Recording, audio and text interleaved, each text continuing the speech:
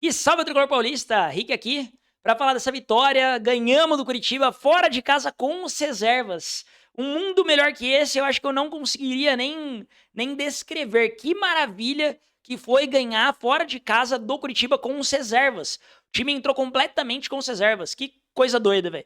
Eu era contra entrar com o time 100% reserva, porque na minha concepção, o São Paulo não ia conseguir ganhar do Curitiba jogando com o time 100% reserva. E foi exatamente o que aconteceu. O São Paulo ganhou do Curitiba com o time reserva, ganhamos 3 pontos, então planejamento feito com sucesso do Crespo. Eu acho que com o time que entrou hoje, se a gente empatasse com o Curitiba já ia ser um bom resultado. Lá no Couto Pereira não vai ser todo o time que vai roubar ponto do Curitiba. A gente foi lá e roubou os 3 pontos.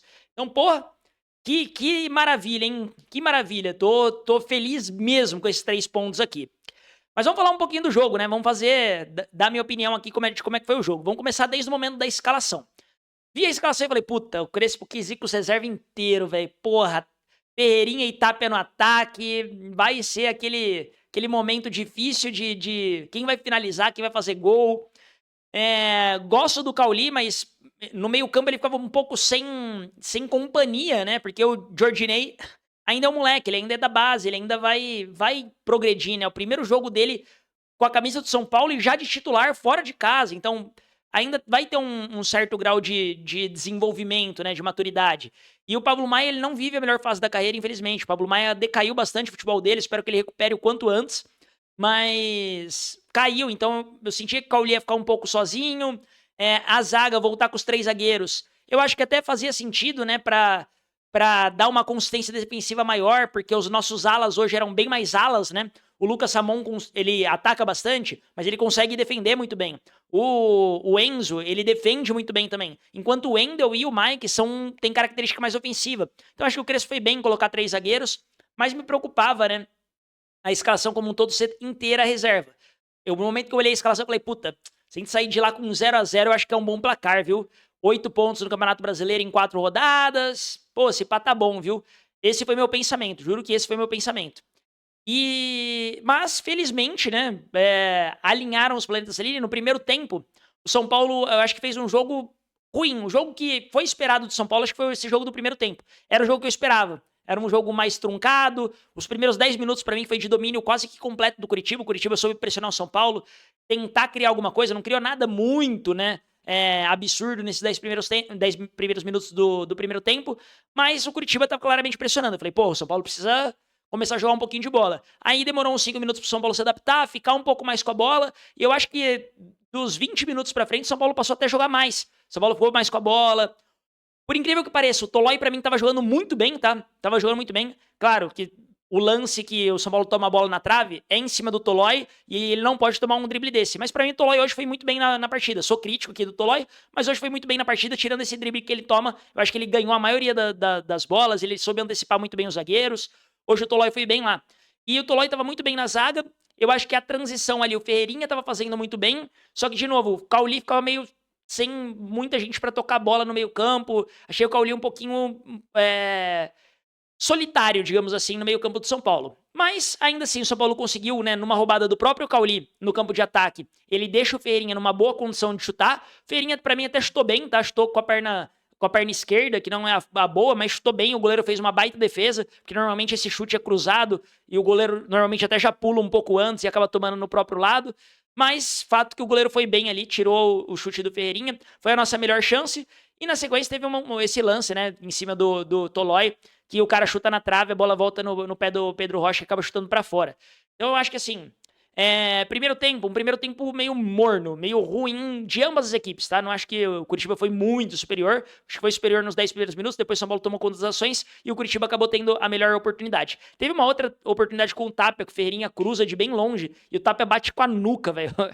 Eu brinco em live, mas é verdade, velho. O Tapia é nosso bagre de estimação, velho. Ele é muito bagre, ele é, assim, fraco de bola, mas ele briga muito. Então, em um momento ou outro, ele pode ser importante. Eu acho que conforme o André Silva for voltar a ser relacionado, o Rian Francisco, que voltou agora no trabalho de transição com bola, ele for começar a ser relacionado também, eu acho que o Tapia vai ficar esquecido lá no banco de reserva, vai ter muitos jogos que ele não vai ser nem relacionado.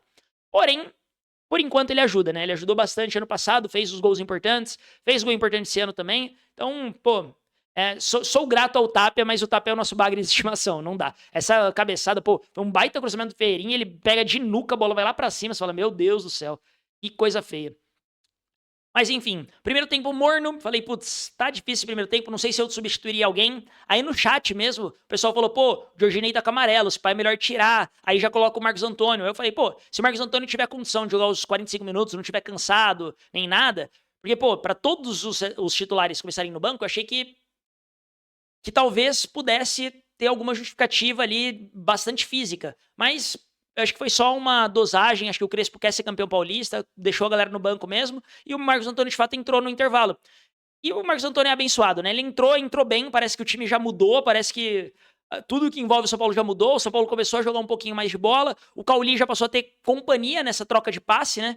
E eu acho que o Cauli cresceu muito de futebol no segundo tempo. E aí, num cruzamento, né, ali pra dentro da área, numa jogada de escanteio, acho que foi o próprio Cauli que cobra o escanteio, o Arboleda ganha no alto, a bola sobra pro Tapia, o Tapia vai cabecear, o goleiro chega socando a bola, só que o antebraço e o cotovelo do goleiro pega em cheio na cara do Tapia. É aquele tipo de pênalti que, pô, o cara pegou primeiro a bola, mas depois ele pega pra caramba o jogador, é o antebraço e o cotovelo que pega na cara. Sei lá, sabe? Eu acho que se é contra o São Paulo, eu teria ficado bravo que tivesse marcado esse pênalti. Mas eu entendo a marcação, entendo o VAR chamar, porque, pô, bateu o braço, bateu o antebraço, foi uma jogada até meio que feia. Até lesionou o goleiro do Curitiba, né, que ficou com dor do braço, teve que sair pra entrar o goleiro reserva. E aí até a gente discutiu ali na live, pô, quem é que vai bater, quem é que vai bater? Aí o Cauli era a resposta mais óbvia, né, porque ele era quem tava batendo todas as bolas paradas. O Cauli foi pra bola, não bateu o pênalti bem, bateu o pênalti ali a meia altura, não tirou tanto pro lado, o goleiro reserva até bateu na bola, deu um susto legal no torcedor de São Paulo, mas a bola entrou.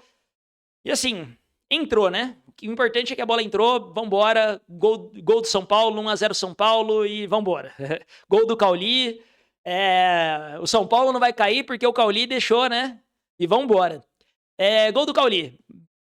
E depois do gol, eu acho que o São Paulo melhora muito, tá? Porque depois do gol, dá um tempinho, esse lance de pênalti ficou parado uns 6, 7 minutos. E eu acho que o Crespo tava já planejado pro Caleri e pro Lucas jogarem uns 30 minutos desse jogo.